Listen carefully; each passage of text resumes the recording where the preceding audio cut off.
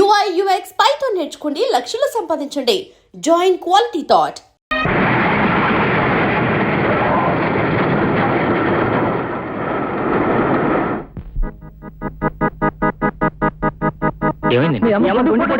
బాబు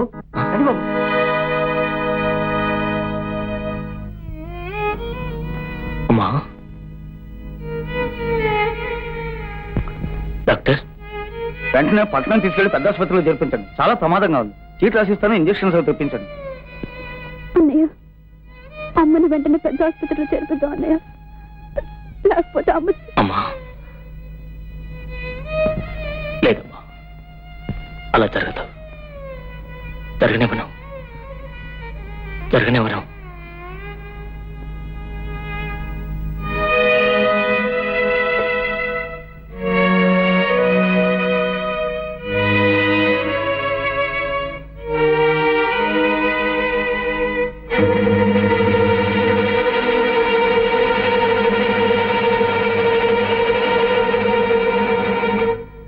నిజమేనయ్యా, అప్పిస్తాను. ఎలా తిరుగుతావు? తీర్చలేని వాడికి అప్పించగనా నోరు మూసి ఊరుకోవడం మంచిది. రారా పాపం నీ దగ్గరే ఉంది. అంచేత ఓ పని చెయ్యి, నీ చెల్లెలు నా దగ్గర తాకట్టు పెట్టు. నీ వయసు ఎంత? 55. ఎన్నేళ్ళుగా ఈ వృత్తిలో ఉన్నావు? 50. 50. ఇంతవరకు కనీసం వృత్తి ధర్మ నేర్చుకోపోతే ఎలా రా? వెధవ. ఈ ఒక్కసారే కదా గురువు ఇలా జరిగింది. నాకు తెలిసినంత వరకు ఏ గొడవ లేకుండా నువ్వు దొంగతనం చేసింది ఒకే ఒక్కసారి. ప్రతిసారి ఏదో గొడవ లేకుండా బయటపడవు కదా. ఇలాంటి గొడవలు ఇంకొకసారి చేసావంటే వాళ్ళు కాదు, నేనే నిన్ను మక్కలే వేదంతాను. అసలు పిక్ పాకెట్ లో ఎన్ని కొత్త పద్ధతులు వచ్చాయి, పద నేను చూపిస్తాను. ఏమండి, కొంచెం అగ్గి పెట్టిస్తారా? లేదండి. కొన్ని సిగరెట్ ఇవ్వండి, వెలిగించుకుంటాను. సారీ, నేను తీసుకుంటానండి.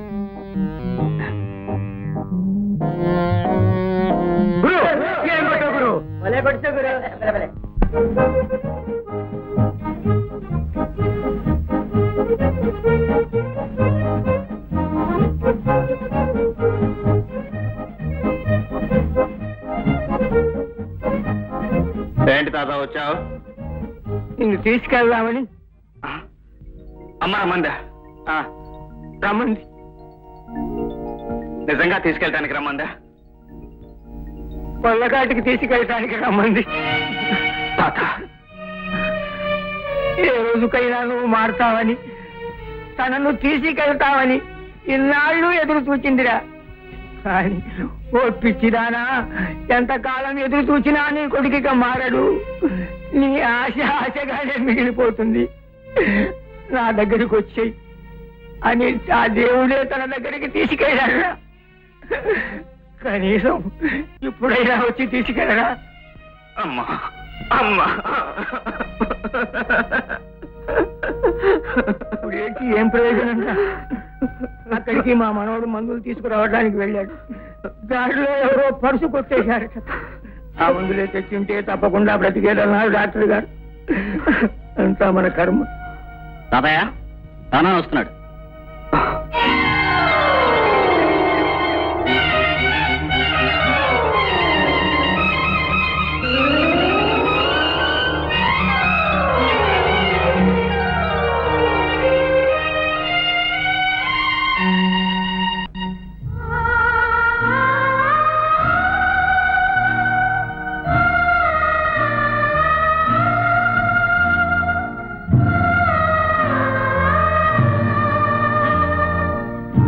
ఏ అనుభవం అయితే నీకు ఈ పాఠం నేర్పిందో అదే అనుభవం ఎదురు తిరిగి గుణపాఠం నేర్పే తప్ప నువ్వు మారవు.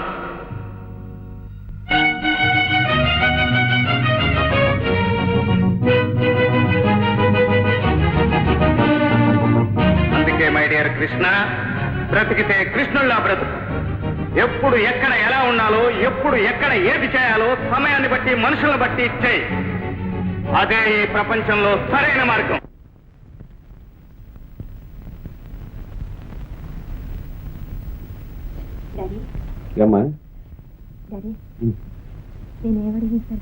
దిగవనమ్మా, ఏది అడిగినా ఇస్తాను. ఇదిగో అలా అర్థం పడుతున్నా డబ్బు అడిగితే మాత్రం డబ్బు మాత్రం కాదు. డబ్బు కాదు కదా, ధైర్యంగా అడిగి చెప్పు. నాకు ఉద్యోగం కావాలి. నీకు ఉద్యోగం ఏంటమ్మా? నాకంటే నాకు కాదు డాడీ, నా ఫ్రెండ్ కి. అబ్బా, మన కంపెనీలో ఆడపిల్ల వద్దమ్మా. ఆడపిల్ల కాదు డాడీ, అబ్బాయి ఇంజనీర్. ఇంజనీర్ మన దగ్గర చాలా మంది ఉన్నారు కదమ్మా. అతను అందరిలాంటి వాడు కాదు డాడీ, బియ్యూలో యూనివర్సిటీ ఫస్ట్ వచ్చాడు, చాలా బ్రిలియంట్. అంత తెలుగులో వాడైతే ఏదైనా గవర్నమెంట్ ఉద్యోగం చూసుకున్నానమ్మా. అది కాదు డాడీ, అతను నీ దగ్గరే మన కంపెనీలోనే చేయాలంట. సరే, తర్వాత చూద్దామమ్మా. తర్వాత ఏమిటి డాడీ? అది ఆనందమూర్తి మా ఒక మాట చెప్పాలి కదా. అదేమిటి డాడీ, కంపెనీ మంది, ఉద్యోగం ఇచ్చింది మనం, మధ్యలో ఆయన ఉంటే. మేనేజర్ కదమ్మా.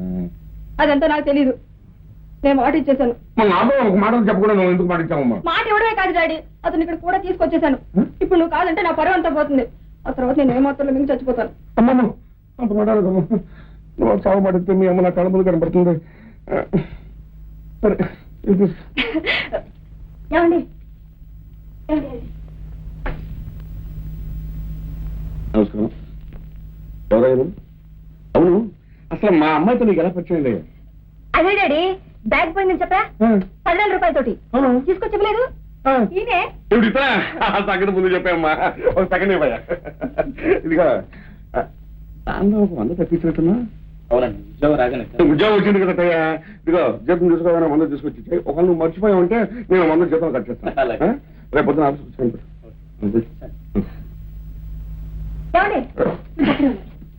ఏమిటండి అడ్వాన్స్ కూడా పంపిస్తున్నారు? డబ్బా డబ్బు కాకపోతే అలా అయిపోయిన తర్వాత కదా ఇస్తాం. అంతవరకు వాళ్ళకి ఏం అవసరాలు ఉండదు. ఆఫీస్కి నీట్గా రావాలా, అందుకోసం మంచి బట్టలు కుట్టించుకోవాలా, వాళ్ళని ఊరి నుంచి తీసుకురావాలా, వాళ్ళకి ఒక ఇల్లు చూడాలా, ఆ ఇంట్లో అడ్వాన్స్ ఇవ్వాలా, చాలా ఉంటాయి కదా డాడీ వాళ్ళకి. సరే,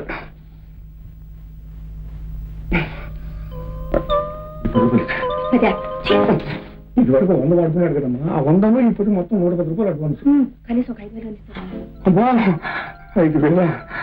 5,000 అడ్వాన్స్ ఇస్తే జీతం 10,000 అనుకుంటాడమ్మా. నువ్వు అంతగా చెప్తున్నావు కనుక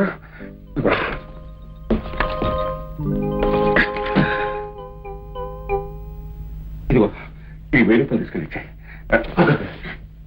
అందులో 100 అనుకున్నాడు కదా, ఆ 100 ఎత్తి చేసుకుంటాను. ఈ 900 ఆ 100 మొత్తం 1000 రూపాయలు అడ్వాన్స్ చెప్పు. సరే. అబ్బా, నా 100 నాకు వచ్చేసిందమ్మా. ఇదిగోనండి 5,000 ఎందుకండి అడ్వాన్స్ అండి. ఇంత అడ్వాన్సా? మా నాన్న అంటే ఏమంటున్నారు, తీసుకోండి.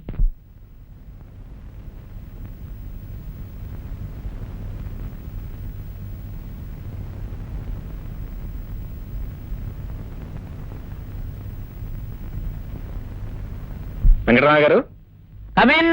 వెంకటరావు గారు, కమిన్. ఓ ఏడు బాబు, నువ్వా? రా రా రా రా. ఏమే చూడు, ఎవరు వచ్చారా? నమస్కారం అన్నయ్య. నమస్కారం అమ్మా, బాగున్నావా?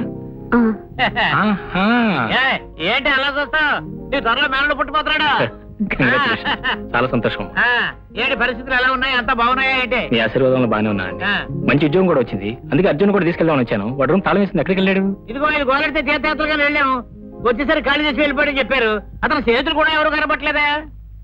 అయితే వాడు ఎక్కడ ఉన్నాడో తెలుసుకుంటాను, ఆ తర్వాత మీ ఇద్దరం కలిసి ఇక్కడికి వస్తాం. అలాగే అన్నయ్య, నాకు సహాయం చేసి పెట్టగలరా? ఏంటి చెప్పమ్మా. ఈయనకి ఈ మధ్య చూపు కొంచెం తగ్గిపోయింది. ఊరుగా చెల్లని చెప్పినా వాచ్లు బాగు చేయడానికి తీసుకుని చెడగొడుతున్నారు. ఈ మధ్య 10-15 వాచ్లు చెడగొట్టారు. వాళ్ళంతా దెబ్బలాటకొస్తే 2-3 వేలు ఇచ్చి సర్ది పంపించారు. ఊరుగా ఏమీ లేదు బాబు, ఆ మధ్య 4 రోజులు వరుసని ఆవక వేసి తినేసేసాను. బాగా వేడి చేసి కళ్ళు రేజిగట్లు కమ్మి తలకాయ తిప్పింది అంతే. అన్నయ్య, ఈయన మాటలకేం గాని ఇక ఈ రిపేర్లు ఏం చేయలేరు. ఏదైనా ఉద్యోగం ఉంటే చూసి పెట్టండి. అలాగేనమ్మా, మా కన్స్ట్రక్షన్స్ లో సిమెంట్ అవి లెక్క చూసుకోవడానికి ఒక మనిషి కావాలి. ఆ ఉద్యోగం ఇంకొచ్చి వచ్చి ఏర్పాటు చేస్తాం. నిజమా? తప్పకుండా రండి. కండోలెన్సెస్ కదండి, థ్యాంక్స్ అని చెప్పాలి. చెప్పండి థ్యాంక్స్ అని. వస్తానమ్మా. సార్ ఎక్స్క్యూజ్ మీ, గాంధీనగర్ లో ఉన్న 4,000 చదరపు గజాల్లో ఇల్లు కట్టాలని ప్లాన్ చేస్తున్నారు కదండి? అవును. దాని ప్రస్తుతానికి ఆపు చేయండి. ఎందుకని? నేను మీకు ఒక ఆల్టర్నేటివ్ ప్లాన్ ఇస్తాను.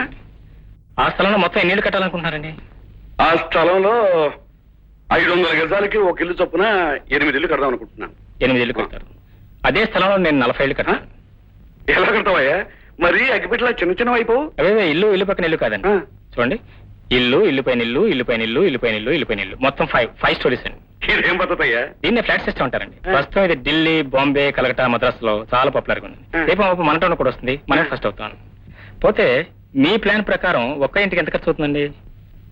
ఇంటికి కట్టడానికి 2 లక్షలు, స్థలానికి 1 లక్ష చొప్పున 3 లక్షలు అవుతుంది. అంటే 24 లక్షలు అవుతుంది. 24 ఎంత లక్షలు. కమ్మగలరండి? ఒక్కొక్క ఇల్లు 4 లక్షల చొప్పున 8 ఇంటికి 8 నాలుగు 32 లక్షలు అవుతుంది. అంటే 8 లక్షలు లాభం. ఈ సంగతి ఎవరితో చెప్తే ఎవరితో చెప్పలేదు. నా ప్లాన్ ప్రకారం అండి, మనం ఒక్కో ఫ్లాట్ ఈజీగా 2 లక్షలు కమ్మగలం. 40 ఫ్లాట్లని 40 ఏళ్ళు 80 లక్షలు అండి. అండి మనం మహా అయితే 40 లక్షలు అవుతుందండి. 40 లక్షలు లాభం అండి. 40 లక్షల లాభం. కానీ ఇంటికి సెపరేట్ గా లేకపోతే కొంటారంటారా? లేటెస్ట్ స్టైల్ ఆఫ్ లివింగ్ అండి, వెరీ పాపులర్. మీకెందుకు రేపు సండే నేను అడ్వర్టైజ్మెంట్ ఇస్తాను, ఎన్ని అప్లికేషన్స్ వస్తాయి చూడండి. ఇదిగో అప్లికేషన్స్ కానీ రాకపోతే అడ్వర్టైజ్మెంట్ ఖర్చు నీ జీతంలో కట్ చేస్తాను. ఓకే సార్, అసలు ఈ నెల జీతం నాకు ఎక్కర్లేదు. అప్పుడు అమ్మాయి దగ్గర తీసుకున్నావా? అదే లేదండి. అంతే కదా? Okay. May go head. Okay. I'll give advertisement అండి. Thank you. గురు, ఈ లైఫ్ చాలా బాగుంది గురు. పోలీసు వాళ్ళు భయం లేదు, పెద్దోళ్ళకి భయపడాల్సిన అవసరం లేదు, అవతల గ్రూపులు ఇస్తుంటారు, అసలు భయం లేదు. నిజమేరా, ఇలా బ్రతకటంలో ఎంత సుఖం ఉందో, ఎంత స్వేచ్ఛ సంతోషాలు ఉన్నాయో వాడు చెప్పినంత కాలం అర్థం చేసుకోలేకపోయాను. నువ్వు మారాలిరా, మారాలి అనేవాడు. ఇప్పుడు నేను ఇలా మారానని తెలిస్తే, నన్ను ఇలా చూస్తే వాడెంత సంతోషిస్తాడు. ఇంతకీ కృష్ణ ఎక్కడున్నాడు గురు? అది తెలిస్తే నేనే వెళ్ళేవాడిని కదరా. ఒకవేళ సిగ్గుపడుతున్నారే వదినా? సిగ్గు అతనికి ఏమిటి? సిగ్గు నీకుండాలి. లేదులే, నాకంటే ఆయనకే కొంచెం ఎక్కువ సిగ్గు. చూడు, నువ్వెక్కడున్నా నిన్ను వెతుక్కుంటూ వాసంటే, నా చామంటే, నా పూబంటే, అవన్నీ సినిమాల్లో వదినా. నేను చెప్పినట్టు విను. అయితే నాకు పెళ్ళి అయినట్టే. సారీ, నీ చెల్లెలు నేను చేసుకోను. ఎందుక? ఆ రోజు నేను అన్నం తెచ్చి పెడితే ఎందుకు లేచిపోయావు? ఆ రోజు క్యారియర్ తెస్తే ఎందుకు అడిగి వెళ్ళిపోయావు? నేను ఆ రోజు నీకు ఉద్యోగం సంపాదించి పెడితే నన్ను అవమానించి ఎందుకు వెళ్ళిపోయావు? చెప్పరా? ఎందుకు? అది ఎందుకు? అందుకే ఇప్పుడు నేను వెళ్ళిపోతున్నాను. అర్జున్, అంటే నా మీద ప్రతీకారం తెచ్చుకోవడానికి వెళ్ళిపోతున్నావా? అఫ్కోర్స్, అది కూడా కావచ్చు. ప్రతి క్షణం నేను చేసింది తప్పు అన్నావు. నన్నెంతో హీనంగా, నీచంగా చూశావు. ఇప్పుడు నువ్వు చేసింది వాడు. తన వరకు రానంత వరకు ప్రతి వాడు శ్రీరామచంద్రుడే బ్రదర్. నాకు మొట్టమొదటి నుంచి తెలుసు. You are a big escapist. అవసరానికి నీ ఇష్టం వచ్చినప్పుడు నువ్వు దారి మార్చుకుంటావు. అర్జున్, ఆ రోజు నీకు ఉద్యోగంలో చేరాలనుంది. నేను తీసుకొచ్చిన ఉద్యోగం మీద నీకు మోజుంది. కానీ వీడు తీసుకొచ్చిన ఉద్యోగంలో చేరటం ఏమిటన్న అహం. ఆ అహంతో నేను ఉద్యోగంలోకి చేరలేదు. నన్ను అవమానించడానికి నేను ఉద్యోగంలోకి చేరలేదు.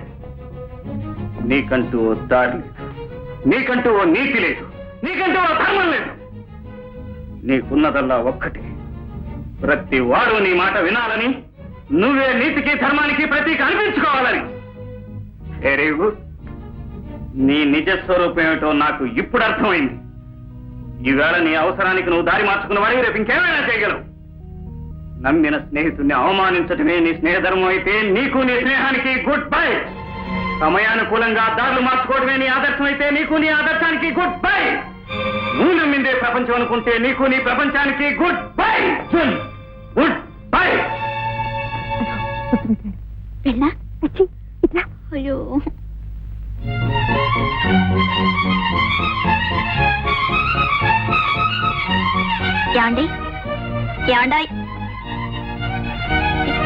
ఏమండి? వసంతే, అన్నయ్య, ఆయన వెళ్ళిపోతున్నారు. అన్నయ్య లోపలికి వెళ్ళావు. ఆయన వెళ్ళిపోతున్నా. నువ్వు లోపలికి వెళ్ళావు.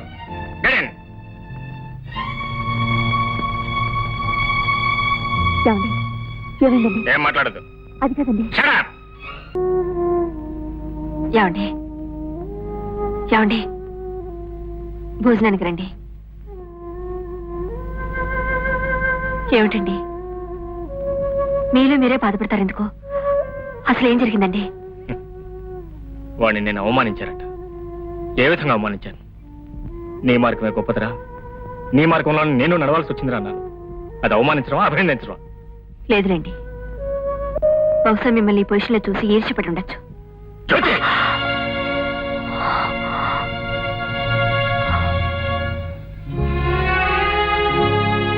Sorry Jyoti, I'm very sorry. I'm very sorry Jyoti. వాడి విషయం నీకు తెలియదు. వాడికి నేనంటే ఎంతో ఇష్టం, ఎంతో ప్రేమ.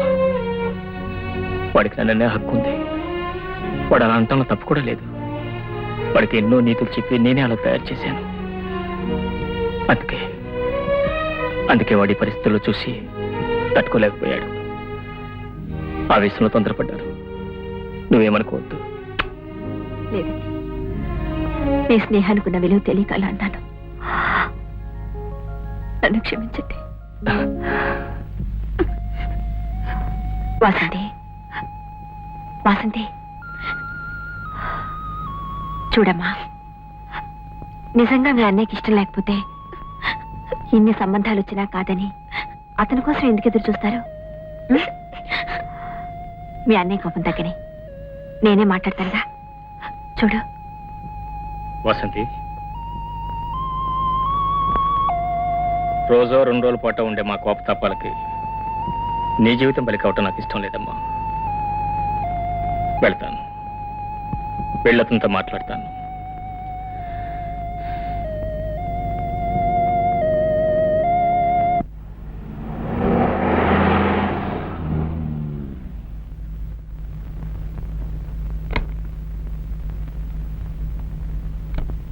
ఎవరు కావాలండి మీకు? అర్జున్ కావాలి. ఉండండి, ఉన్నారా లేదా చూసొస్తాను. కృష్ణ గారు వచ్చారు. ఏమని చెప్పావు? చూసొస్తాను చెప్పాను. లేడని చెప్పు. అలాగే.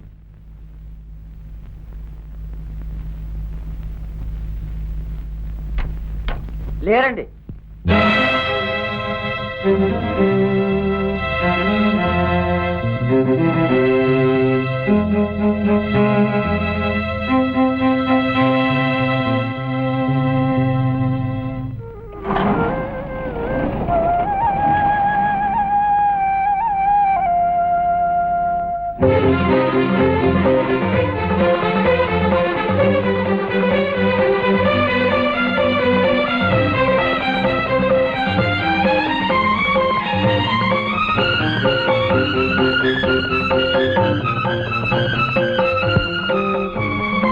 ఏమండి, ఏమండి, ఏమైందండి? వసంతకి వేరే సంబంధం చూస్తాను. అదే మాటండి. అంతకన్నా ఏం చేయమంటావు? మాట్లాడలేదా? ఉండి కూడా లేడనిపించాడు. ఎందుకని? ప్రతీకారం అంట. వాడిని ఎప్పుడో నేను అవమానించానట, అందుకని ప్రతీకారం తెచ్చుకుంటాడు. ఏ వాడైనా మగాడు, వాడైనా సమర్థుడు. నా సమర్థత కూడా చూపిస్తాను.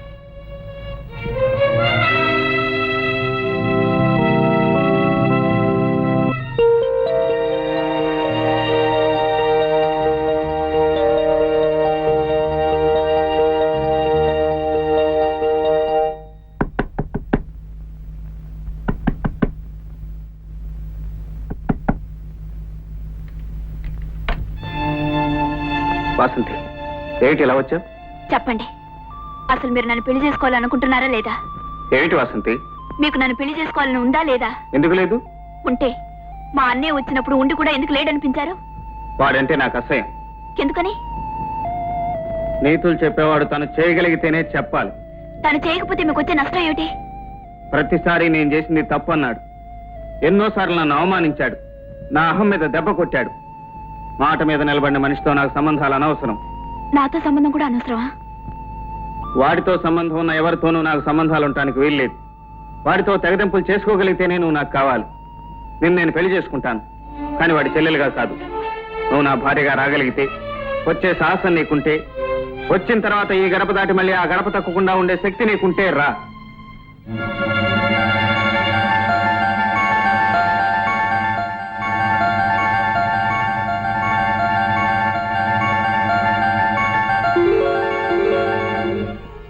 అన్నయ్య, మీ పంతాల కోసం, పట్టుదల కోసం నా జీవితాన్ని నాశనం చేయాలని ప్రయత్నిస్తున్నారు. ఆయన నన్ను పెళ్లి చేసుకోవడానికి ఉన్న అభ్యంతరం వల్ల నేను నీ చెల్లిని కావడమే. అందుకే నీ నుంచి దూరంగా వెళ్ళిపోతున్నాను. క్షమించు.